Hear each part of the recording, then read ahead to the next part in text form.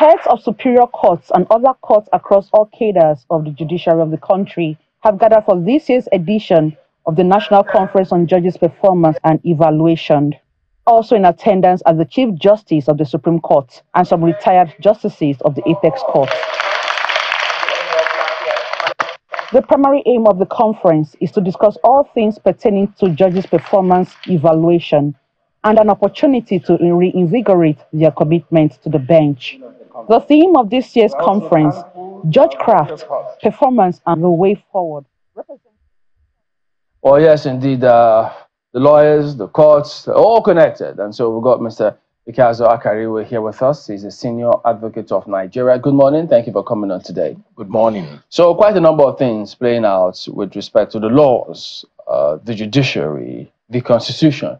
In fact, the Establishment Act of the EFCC happens to be one of the one which Mr. Olisa Abakoba seems to be saying. How many are trying to understand what is he asking? EFCC is illegal, it shouldn't be. Or what exactly? What you also must have read about all of this. What's going on with that? Yes, Olisa Abakoba, ONSAN, wrote a letter to the National Assembly the 14th of this month to the committee dealing with the constitutional amendment, yes. And he says that EFCC is illegal, that the National Assembly went beyond her powers in establishing EFCC. And that has created a lot of ripples. Right now, we also have a court case. About 16 governors have gone to court challenging the right of the EFCC to look into states' accounts. So it's a topical one now. And I'm hopeful that in discussing this, one will not be breaching the principle of sub judice. But I think that Agbakoba, let me try to understand him and perhaps explain him. I think he is standing on the principle of strict federalism. I haven't read the letter, but I read reports of the letter. And I think he's saying that the states are the federating units, and the federal government cannot look into the accounts of states. Institutions, agencies, departments of the federal government cannot investigate the states because we are a federal republic. That's the point I believe he is making. And I would say yes and no. I would say yes, you are correct, and no, you are not. And this is why I would say so. Although Nigeria goes by the nomenclature, Federal Republic of Nigeria,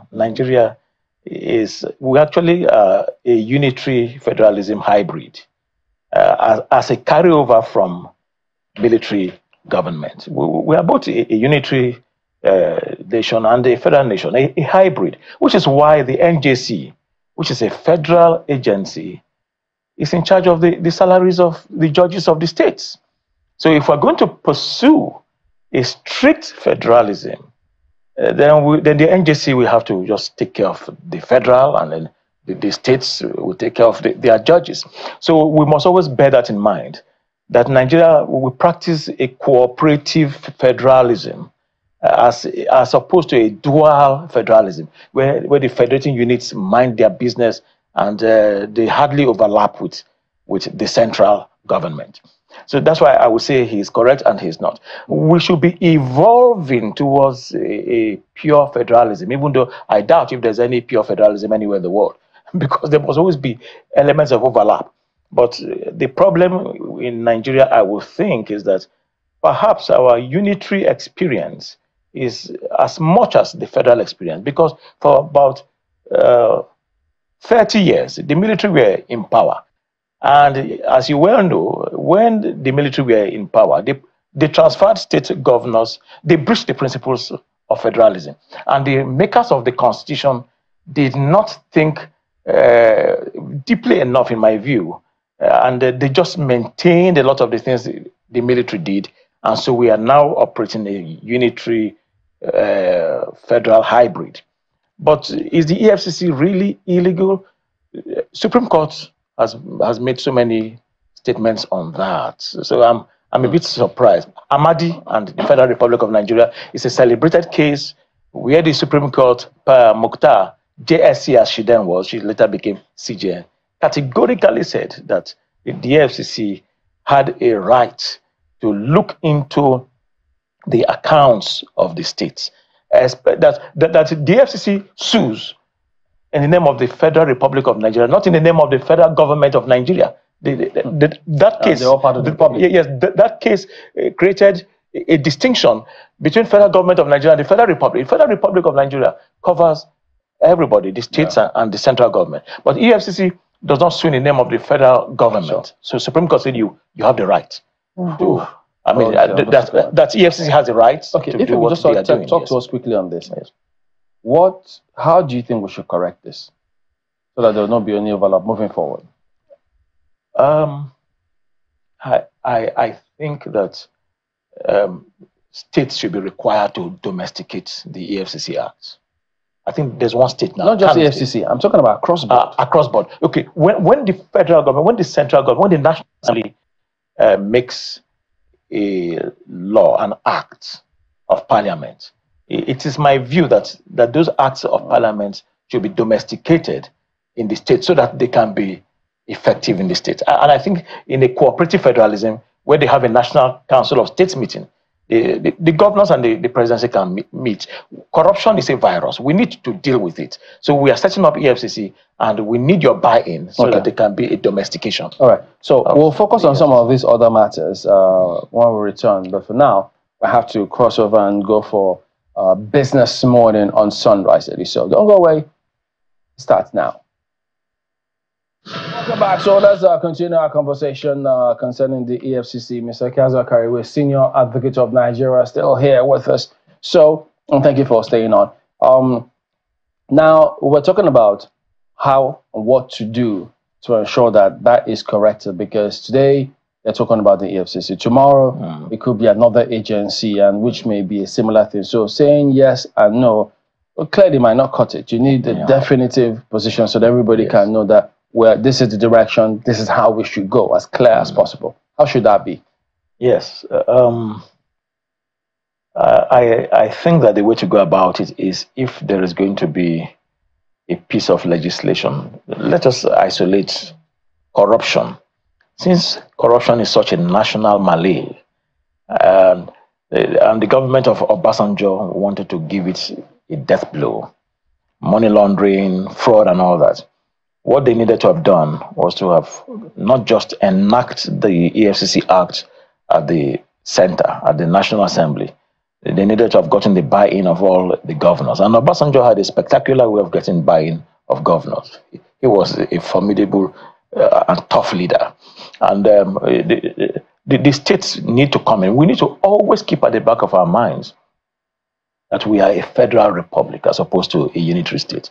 I know the central government seldom remembers that. Even the state governors don't remember that. Every month, the state governors have to come here for their federation allocation. So that is the first argument against federalism, that the federal government gives our hands out to the federating units. It's not done, but that is our reality. But it's important that the people who run the central government, and thank God that Tinubu is a federalist. So should we then say to ourselves, yes, we can't eat our cake and have it?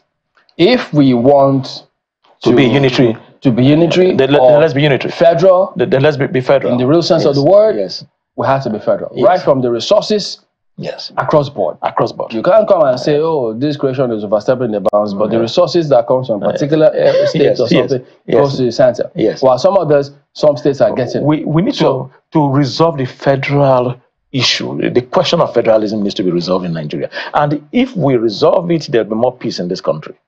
There'll be more peace. But having said that, what needed to have been done was that the state governors, in passing such a legislation, it's important that the states should be part of it and see how it is relevant to their own states. And then when the legislation is passed by the National Assembly, I would suggest that, as happened with the Child's Rights Act, where states had to domesticate it through their houses of assembly, let the EFCC Act, the ICPC Act, and such things be domesticated. That would be appreciating and accepting the reality of the federalism, the federal structure that we run. But do you see them? Do you see the argument flying? Because they'll tell you, wait, if you do this, some states will not survive.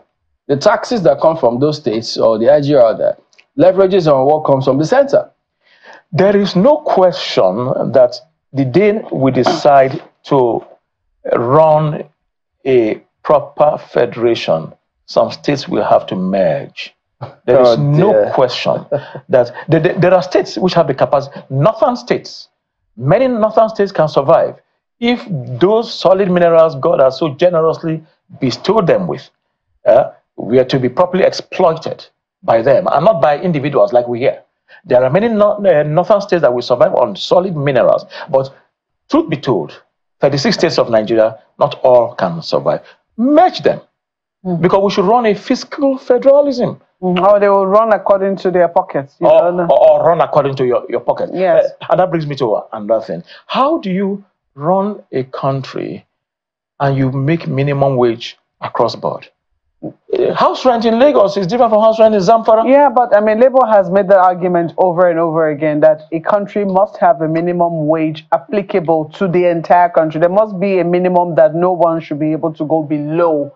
Any state can decide to set theirs higher, but certainly not lower than the national minimum wage. With the greatest respect to Labour, they are wrong.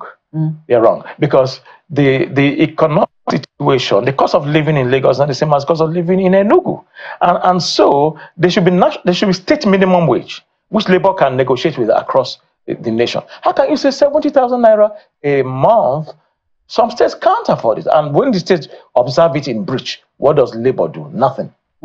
Big question there, but let me go back to the EFCC story, because some people will say that, look, yes, lawyers can argue on the legalese of all of this. It is interesting that the state that has led the charge in going to the Supreme Court on this is Kogi State. And right now we know where Kogi is with, its battles with the EFCC and the whereabouts of its former governor, Yaya Bello. So this is basically where that is starting from. And then you now have a number of other states following to challenge. So would you also say that the timing of this is a little bit inauspicious? Yes. Yes, I agree entirely. Given the travels of Yahaya Bello of Kogi State, it is completely inauspicious for Kogi State to be leading the charge on this matter of EFCC should not have the power to look into state's account. They're not going to get the sympathy of anybody. Certainly not the citizens of this country. I don't know if you allow me read Supreme Court, except from a Supreme Court judgment by the Supreme Court. The particular judge who read it, Bagay, is now a traditional ruler. It's now an emir. But in one of the cases, let me get the name of that case if you don't mind. Shema and Federal Republic of Nigeria. Bagay, Supreme Court speaking through Bagay, said all that matter. Okay, let me just go back a little. It matters not if the monstrous snake of corruption and financial crimes biting Nigeria is killed by a man or woman. All that matters is the death of the deadly snake of corrupt practices and financial hooliganism daily killing Nigeria and Nigerians. I found his language quite expressive for a judge. He was calling corruption a monstrous snake.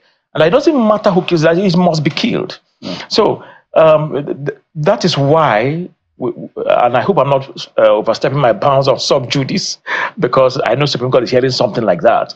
Now, nobody can sympathize with a situation at this point in Nigeria where we have been rendered comatose by corruption. And then the states are saying you don't have the wherewithal to look into corruption. No matter how right the states are, and I say that there is some element of legalistic correctness,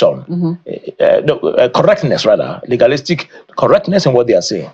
You're not going to get the buy-in of the public because the public is all too aware of the corruption, unbridled. So there'll be big questions around intention. Yes. So, but if the states say we have already passed our own laws, as happened in Kano State, I think it was, Kano State has their own Economic and Financial Crimes Commission passed by the House of Assembly. Now, if you say we have our own, we have domesticated it. We are a federal republic. We have our own laws. Why does the federal government come and impose on us? Well, that could be being too clever by half, but then they will have some sympathy. But what they are now saying is that they should not be interrogated at all. In a climate of corruption, why?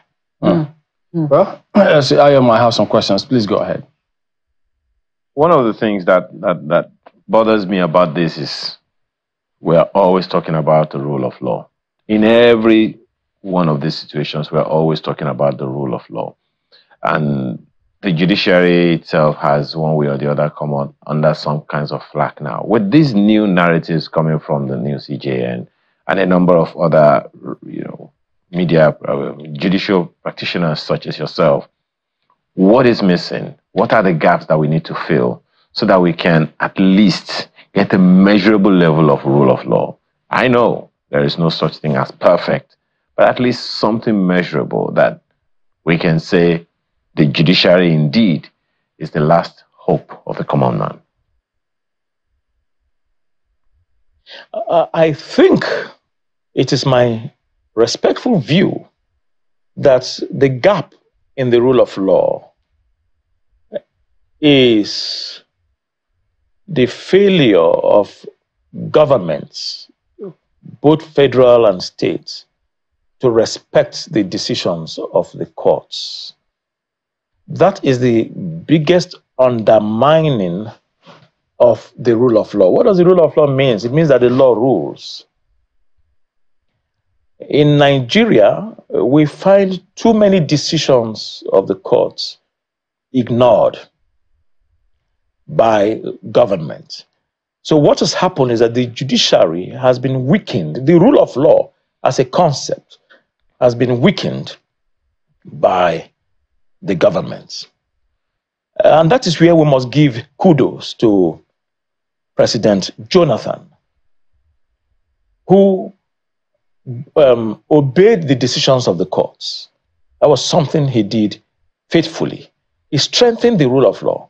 Going back to the beginning of the first of this republic, the first administration in this republic, President Obasanjo, his government was notorious for not obeying the orders of courts. In fact, I remember the bar and the press used to ask whether the Attorney General of the Federation was an appellate court above the Supreme Court, because his office would issue statements like they are looking into the judgment of the Supreme Court and would advise the government about the advisability or otherwise of obeying it. My own words, but something like that.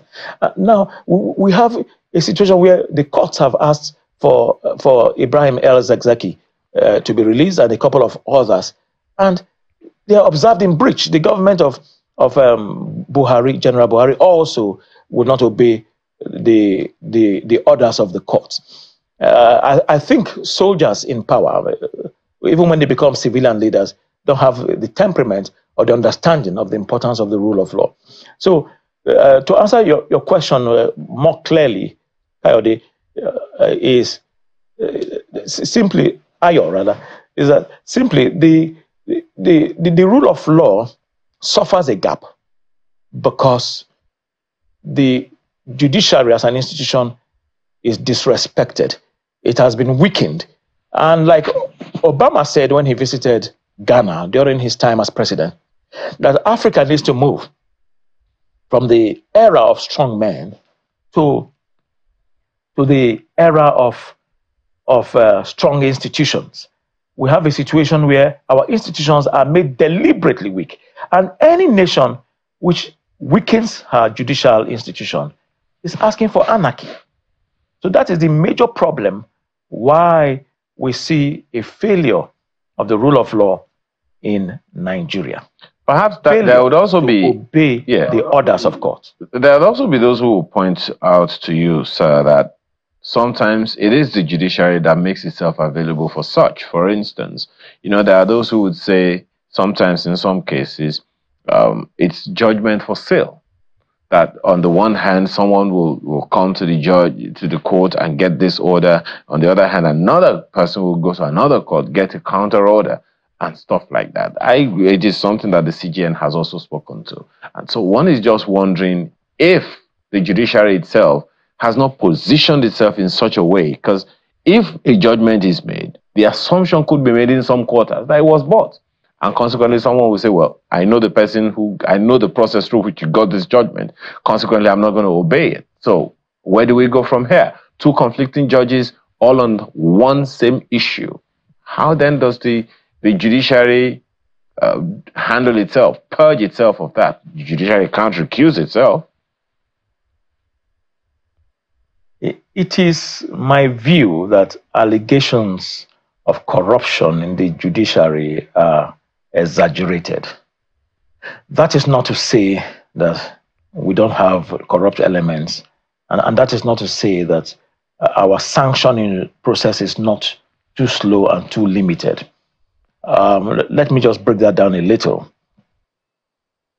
If you have an allegation of corruption, if you know that a judge is corrupt, place a report. There are too many reports on social media, too many articles, too many accusations, allegations, but nobody is complaining to the police or to the ICPC or to the NJC, National Judicial Council. I know for a fact that this judge or that judge took a bribe. A lot of it is speculative. A lot of it is circumstantial. That is not to say that there are no cases of corruption.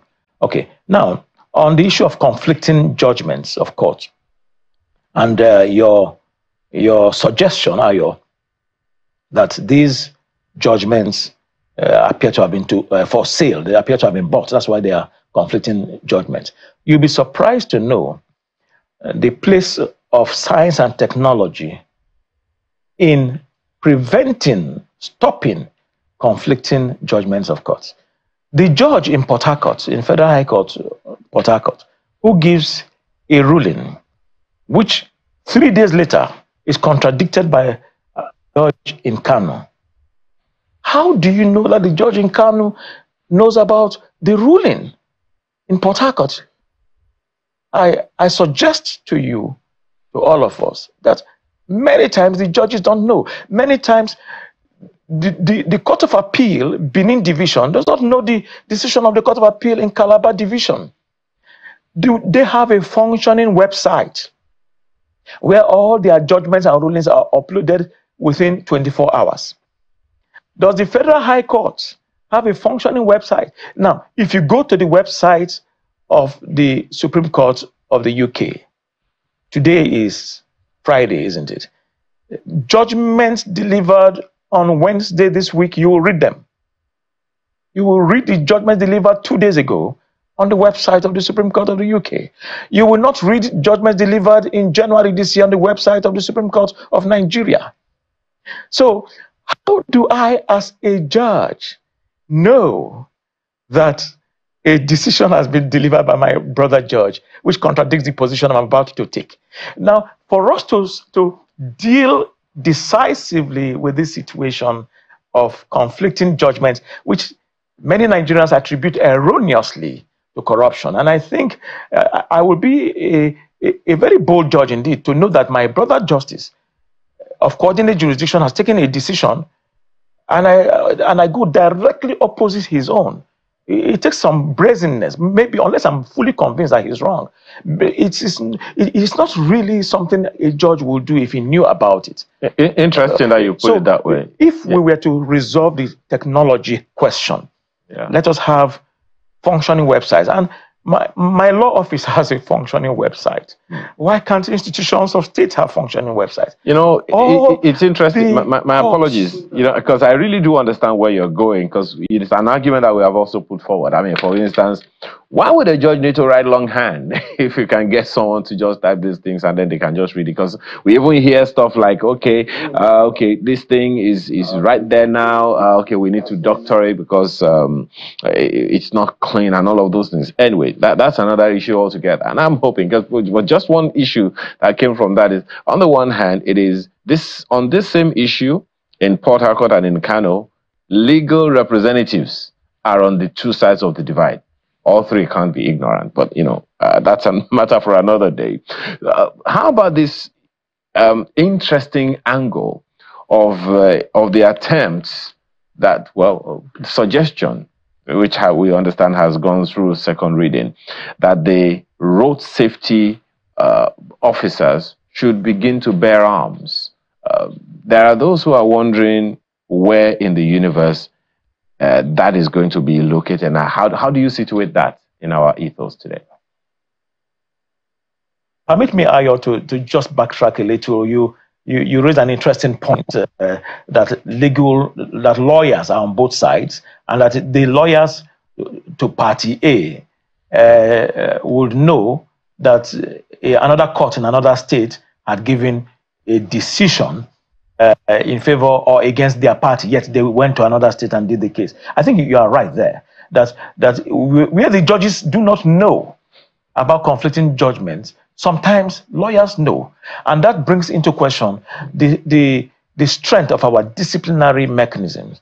I verily believe that discipline of lawyers in Nigeria is weak. Look at what happened with the Donald Trump series of cases, and so many lawyers have been suspended from practice or outright disbarred. So there's really need to interrogate lawyers in the teams. How come you did this case? You did it in state A, you did it in state A, and you did it in state B, and you did not disclose to the court, contrary to the rules of professional conduct. That lawyers have a duty to disclose even the positions of the law which do not favor them. So that is a good point you made there, but I don't think the bench should be blamed for our desire as lawyers to win every case. On the issue of road safety, and in the National Assembly, the bill to allow road safety officers to carry arms has passed second reading. I read that in the press. And beyond the question you have asked, Ayo, about why should they be allowed to carry arms, don't we have too many arms-bearing agencies on the streets? Beyond that, is that bill, that act of parliament they want to pass is superfluous and unnecessary, because Section 19 of the Federal Road Safety Cause Act 2007, Section 19 has already given road safety officers the right, the power to carry arms. It is there in black and white. So why is the National Assembly replicating what has already been passed many years ago? So you get the impression that the research arms, the research assistants of the legislators are not doing a good enough job. When we talk about the humongous salaries federal legislators are paid, you know that part of the salary is for the, what do you call them? Researchers. The research assistants is part of it. And God knows if our legislators bother with research assistants, even though they seem to collect the pay. Why I'm saying that is that a simple glance at the act you want to amend, just read the act you want to amend to empower them to carry arms, and it has gone past second reading. Section 19 says they are empowered. So you are wasting your time. It's a superfluous piece of legislation. Well, it's a superfluous piece of legislation which the road safety itself supports. Because while they acknowledge the fact that, yes, it is right there in their own act, and the act setting them up, they say it's been suspended. And what they're asking for right now is the creation of a special squad, not the one that allows everybody within the road safety bear arms. If you read Section 19, Section 19 does not even allow every road safety officer. Section 19 has a caveat which says that when, in the opinion of the hierarchy of road safety, their officers or certain officers or particular officers are in danger or are likely to be in harm's way, I'm using my own words now, that they should be allowed to bear arms. So you don't need a special squad because the law has already said that if some are likely to be in danger. Okay, so your special squad is that obviously they are having experiences on some highways. You try to stop vehicles, they run you over. Perhaps you need arms to shoot at the tires and so on. You don't need to make a special law for that. You just activate Section 19. And by the way, you said it has been suspended. Who can suspend a piece of legislation? Who suspended it? It's an act of parliament. Only National Assembly can suspend it.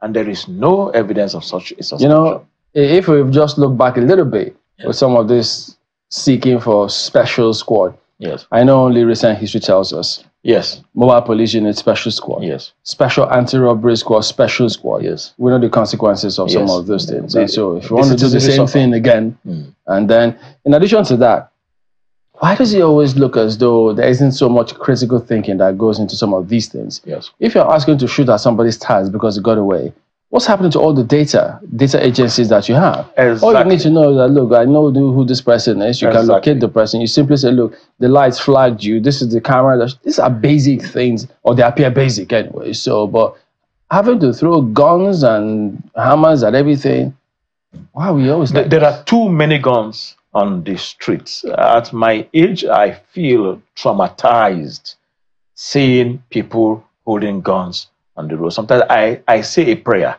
So I hope those are real people, not people wearing the uniform and their hoodlums.